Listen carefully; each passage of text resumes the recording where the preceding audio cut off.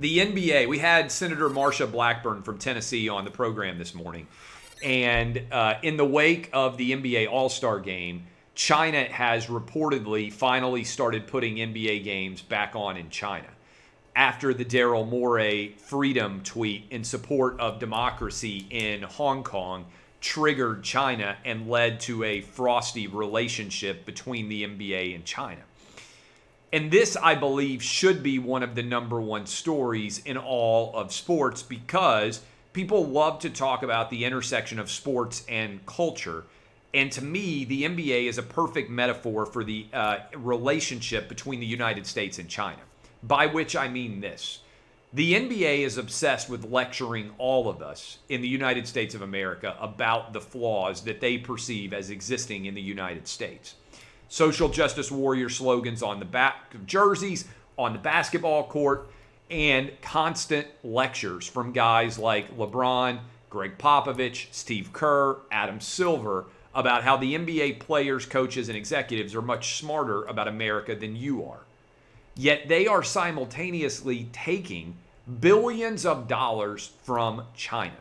They are not standing up to genocide. They are not condemning concentration camps.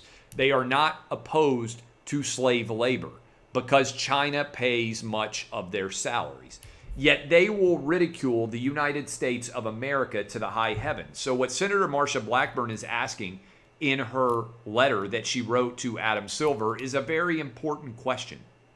How can you rectify this relationship with China when it is fundamentally, flagrantly opposed to basic human rights in the world, while simultaneously lecturing Americans about their situation with human rights? And let me be clear about this. China is using the NBA's criticisms of the United States as propaganda that it shares with its citizens to say, see, the United States of America is a horrible, racist place. Meanwhile, China doesn't have freedom of religion. They are committing genocide against the Uyghur population. They are making NBA products with slave labor. You can't become a citizen of China. They have no ethnic diversity at all. Everybody in China looks the exact same.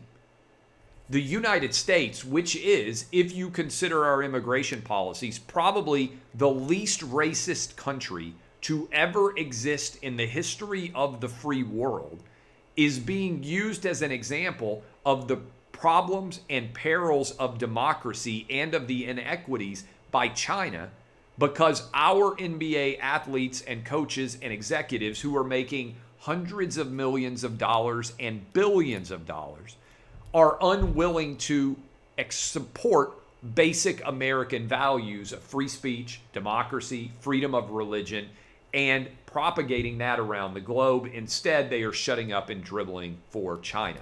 And the worst of these players, I believe, is LeBron James, because the profit-based decision-making of his choices is so readily apparent.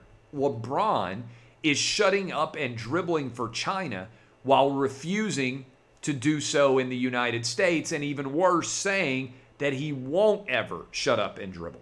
But he's doing just that for China so that Space Jam 2 is allowed to be on in Beijing theaters. Because if LeBron James came out and said, I'm opposed to genocide, I support democracy in China, I support freedom of religion and freedom of speech, then China would pull his movie out of theaters and they might pull his Nikes out of stores. That would cost LeBron James money. The big lie that LeBron James is selling is that he is in some way the person who is brave and honest, when in reality, he's doing whatever makes him the most money. He's a hypocrite.